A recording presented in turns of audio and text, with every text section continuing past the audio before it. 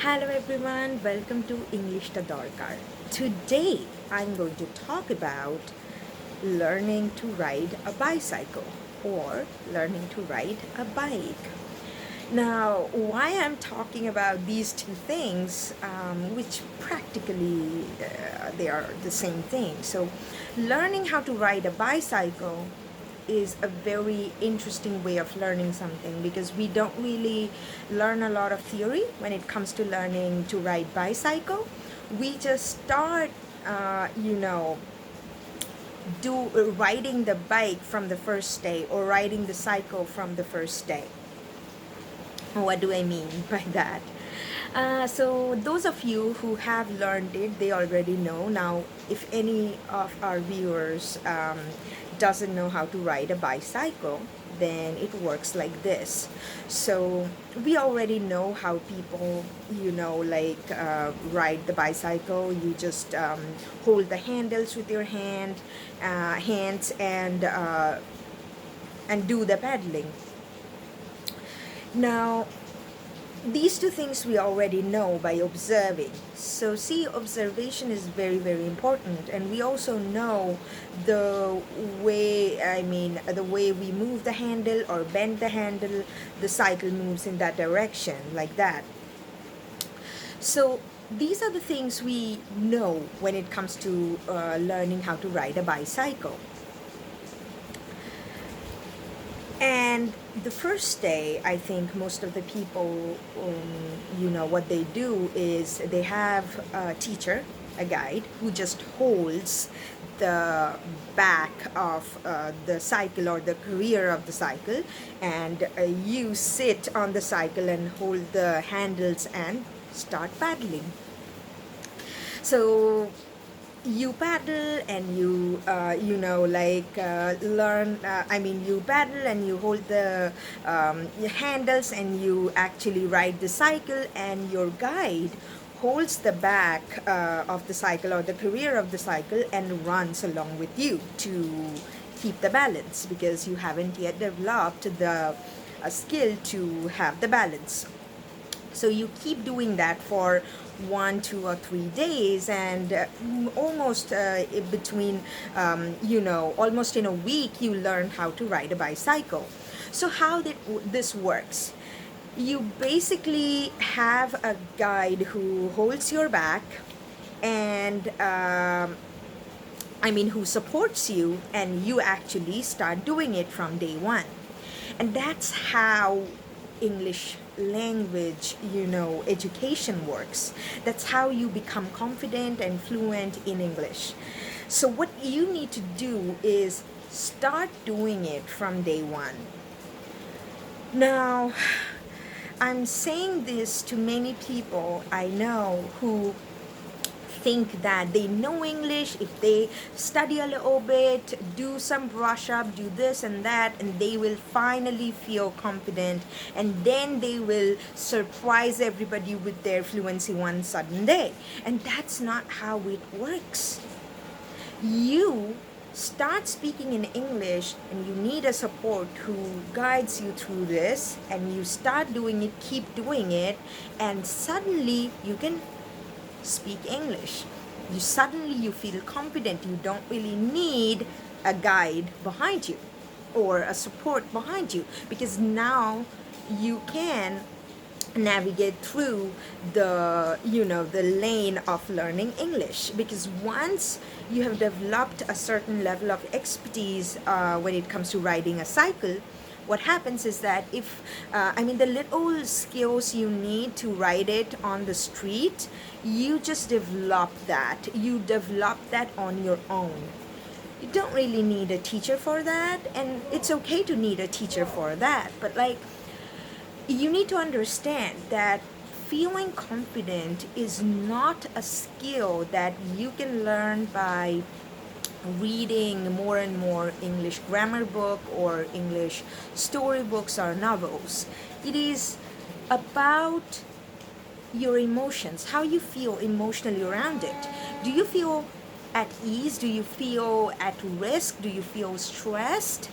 Because if you're feeling all those things, that even if you read lots of novels, you wouldn't remember those things, because our brain is designed to forget unpleasant things. So we forget unpleasant things. As a result, what happens is we have a very, very, you know, what can I say? Like, it will be very difficult for us to, like, remember the things we learn. So just remember one thing that your guide should do, or your teacher should do, is to make you feel comfortable with English, because it is more of an emotional act and less of a language skill for most of the people in India, I would say, because lots of stress factors are involved here, work pressure, whether your career is going to be good or not, and all these things. So all these you know myriads of things are involved when it comes to learning English and being fluent about it.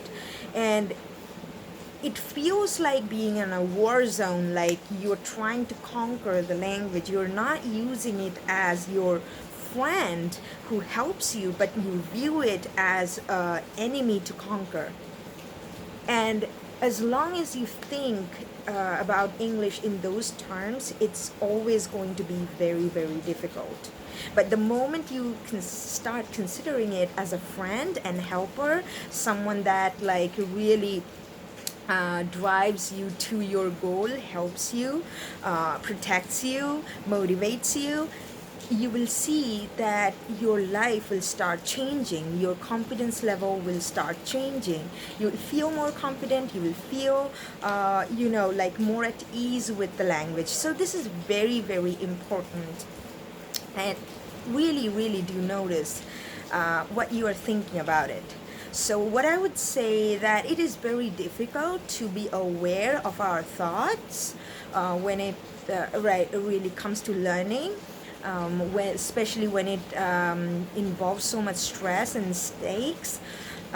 If you want to learn spoken English and want a guide who can help you redefine your relationship with English, you will see that lots of difference is actually reaching you, helping you, and the world will shift for you.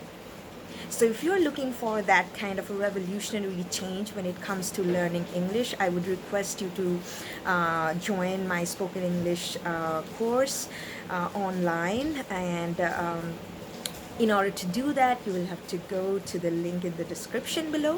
From there, you can access the Facebook page of English Tadorkar or Facebook group of English Tadorkar. You can send me a message over there saying that you are interested in learning spoken English from me, and I'll share my contact details with you, and we can have our conversation and start your journey of becoming fluent in English.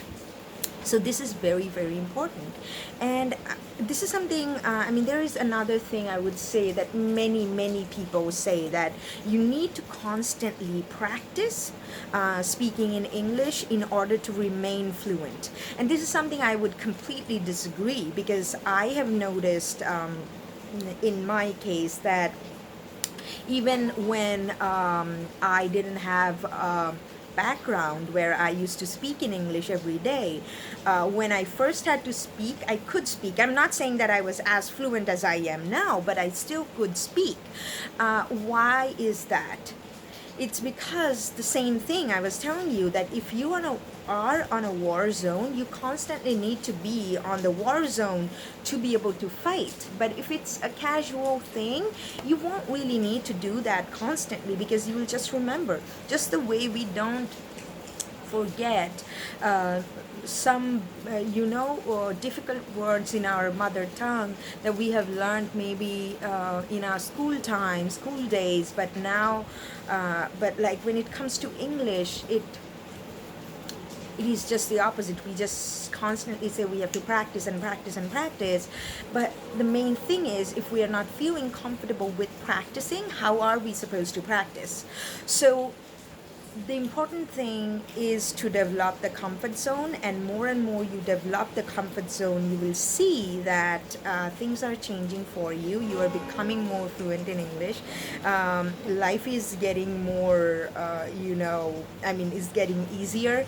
Your office presentations are going well. You're feeling way more confident if you're speaking in English on a date, or you're communicating with your colleague, and suddenly you see that your English is coming out effortlessly, and maybe you are in a fancy place where you need to speak in English. You are feeling way more confident and like easy with it and casual with it, because the main thing is to develop the comfort and make it a part of your network of fun and excitement.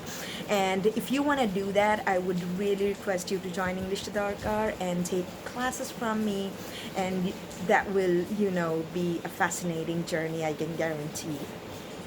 On that note, I'll finish today's video. If you are deriving lots of value out of this channel, please give it a thumbs up, subscribe to the channel, and I'll see you tomorrow, and share the video with your friends if they can find it useful, and if they can learn something out of it. And also share this video with your family members, with your maybe siblings, or like relatives, whoever needs to watch this video. Thank you so much for being here, and I'll see you tomorrow as always. Bye bye.